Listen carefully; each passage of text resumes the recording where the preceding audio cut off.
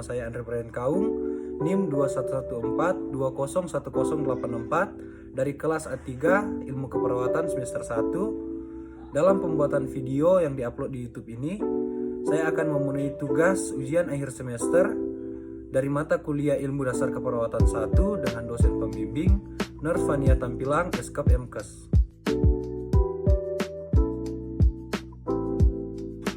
Gizi adalah zat-zat yang ada dalam makanan dan minuman yang dibutuhkan oleh tubuh sebagai sumber energi untuk pertumbuhan badan.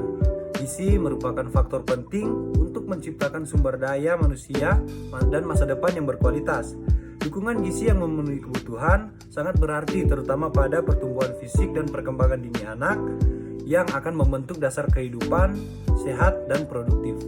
Zat-zat gizi yang dapat memberikan energi adalah karbohidrat, lemak, dan protein. Oksidasi zat-zat gizi ini menghasilkan energi yang diperlukan tubuh untuk melakukan kegiatan atau aktivitas. Ketiga, zat gizi termasuk zat organik yang mengandung karbon yang dapat dibakar. Jumlah zat gizi yang paling banyak terdapat dalam pangan dan disebut juga zat pembakar. Status gizi adalah suatu ukuran mengenai kondisi tubuh seseorang yang dapat dilihat dari makanan yang dikonsumsi dan penggunaan zat-zat gizi di dalam tubuh. Status gizi dibagi menjadi tiga kategori, yaitu status zat gizi kurang, gizi normal, dan gizi lebih. Keadaan kesehatan gizi tergantung dari tingkat konsumsi. Tingkat konsumsi ditentukan oleh kualitas serta kuantitas hidangan. Kualitas hidangan menunjukkan dari perbandingannya yang satu terhadap yang lain. Kualitas hidangan menunjukkan kuantum masing-masing zat gizi terhadap kebutuhan tubuh, baik dari sudut kuantitas maupun kualitasnya. Maka tubuh akan mendapatkan kondisi kesehatan gizi yang baik dengan pola makan yang baik. Pola makan merupakan suatu gambaran yang memberikan informasi mengenai macam jumlah makanan yang dimakan setiap hari pada setiap orang atau sekelompok masyarakat. Pangan sebagai sumber zat gizi menjadi landasan manusia untuk mencapai kesehatan dan kesejahteraan sepanjang siklus kehidupan. Pangan dan gizi sebagai kebutuhan dan modal dasar pembangunan terdapat pada pendapatan, agama, dan adat kebiasaan di masyarakat. Konsumsi pangan yang keliru akan mengakibatkan timbulnya gizi salah baik atau gizi kurang baik maupun gizi lebih. Lingkungan yang terhadap pada pembentukan perilaku makanan setiap hari yang berupa lingkungan keluarga serta adanya promosi melalui media elektronik maupun media cetak. Kebiasaan makan dalam keluarga yang sangat berpengaruh besar terhadap pola makan seseorang dan kesukaan seseorang terhadap makanan terbentuk dari kebiasaan makanan yang terdiri dari dalam keluarga. Setiap orang memerlukan 5 kelompok zat gizi yang digunakan untuk hidup dan meningkatkan kualitas hidup. Yang pertama karbohidrat, kedua protein, ketiga lemak, keempat vitamin, dan kelima mineral. Dalam jumlah yang cukup, tidak berlebihan dan tidak kekurangan.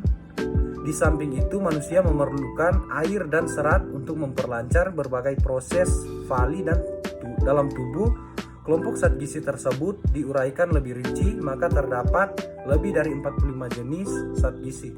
Status gizi adalah keadaan keseimbangan antara asupan atau intake dan kebutuhan rekrutmen zat gizi. Untuk menilai status gizi seseorang atau masyarakat dapat dilakukan secara langsung atau tidak langsung.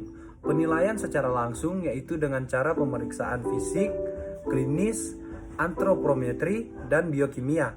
Penilaian secara tidak langsung bisa dilakukan dengan cara melihat angka kematian, angka kelahiran, dan data statistik vital lainnya. Angka kecukupan gizi atau AKG ataupun disebut Recommended Dietary Allowance merupakan kecukupan rata-rata zat gizi sehari bagi hampir semua orang sehat menurut golongan umur, jenis kelamin, ukuran tubuh, aktivitas fisik, genetik, dan keadaan fisiologis. Untuk mencapai derajat kesehatan yang optimal, angka kecukupan gizi berguna sebagai patokan dalam penilaian dan perancangan konsumsi pangan, serta basis dalam perumusan acuan label gizi.